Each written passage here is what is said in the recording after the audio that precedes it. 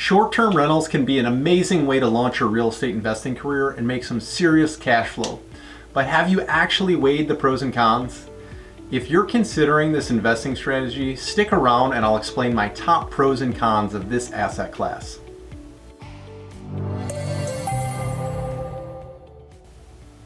Hi everyone, Jason Marcordes here with Landmark Property Management. Over the past few years, the number of short-term rentals has gone through the roof. These have become incredibly popular investments thanks to sites like Airbnb, VRBO, and HomeAway. But just like anything else in life, there's pros and cons to investing in short-term rentals. Today, we're going to go over a few of the pros and cons, and then at the end, I'm going to share my number one most important piece of advice for underwriting your investments for short-term rentals. I promise this can make or break your investment, so you want to stick around for that. All right, let's dive in. Pro number one is cash flow potential. Just about everybody that gets involved with short-term rentals does so because it can be so lucrative. Most of the time, units in good areas can rent for anywhere between 2 and 5 times what they would bring in on a long-term basis. For example, if this unit typically rents for around $1,000 a month for a long-term lease, it would be bringing in between $2,000 and $5,000 per month as a short-term rental. Based on that alone, it's obvious why short-term rentals are so popular right now. Pro number two is having access to the unit frequently, allowing you to keep an eye on the unit and keep up with preventative maintenance. A lot of times with long-term rentals, you won't lay eyes on the property for another year or two until the tenant moves out.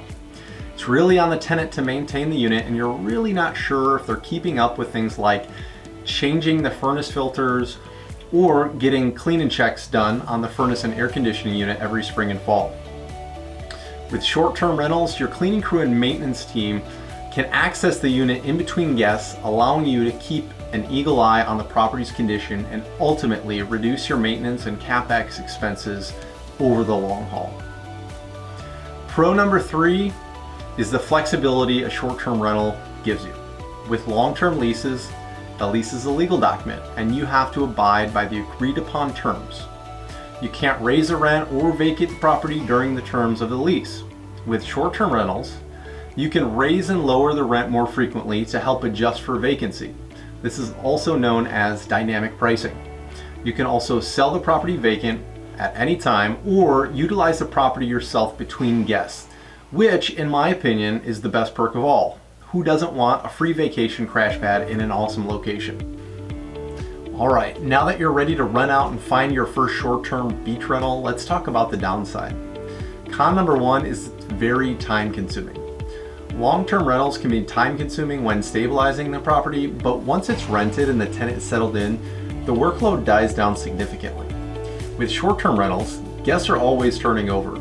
You have constant questions from potential and current guests, check-ins every few days, and cleaning and maintenance in between those check-ins. There's a ton of different things you can do to help systemize and reduce the workload, but there's no escaping the fact that it's significantly more labor-intensive than long-term rentals. Also, when I had my short-term rentals, for whatever reason, it seemed like the majority of issues popped up at inopportune times, like the middle of the night or on holidays. Con number two is there's less consistency in payments. This is especially true if you're in an area that is very seasonal. Chicago, for instance, is really cold in the winter and not many people want a vacation here. With long-term rentals, you know exactly how much rent you're getting on the first of the month. With short-term rentals, that can fluctuate greatly between seasons and even from week to week, depending on local events, the weather, and other things out of your control. The last con we're going to discuss today is increased risk. When leasing a long-term rental, most landlords typically underwrite the applicants through a variety of different checks and verifications, including credit, background, income, and employment verification. With short-term rentals, most of that screening is not available. If a guest stays at your place and throws a big party and does a ton of damage, it may be tough to recover those costs without a security deposit or the required information to pursue them in collections. All right.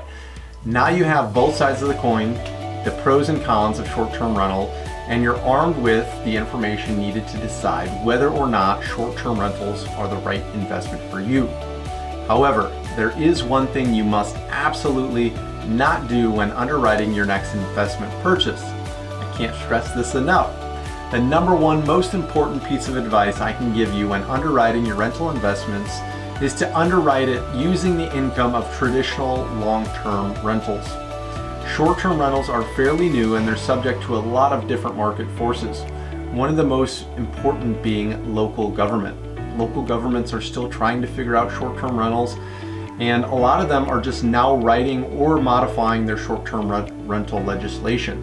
One fell swoop of the pen could end in banning short-term rentals in your area and put you out of business. Underwrite the property, and if it makes sense with long-term rental income numbers, you know you always have that to fall back on. I can't tell you how many times I've seen guys with investments that are upside down because they ran the numbers with short-term rental income, and unfortunately they're no longer able to rent it short-term, and it won't cash flow with long-term leases. So again, underwrite it with long-term lease rental rates, and if you're able to increase that income using short-term rentals, consider it a cherry on top. All right, I hope this was helpful. If you guys have questions about any of this, or if we can help in any way, consider us at Landmark Property Management a resource. We're always happy to help. Feel free to check out our website at chicagospropertymanagement.com or give us a call. Thank you.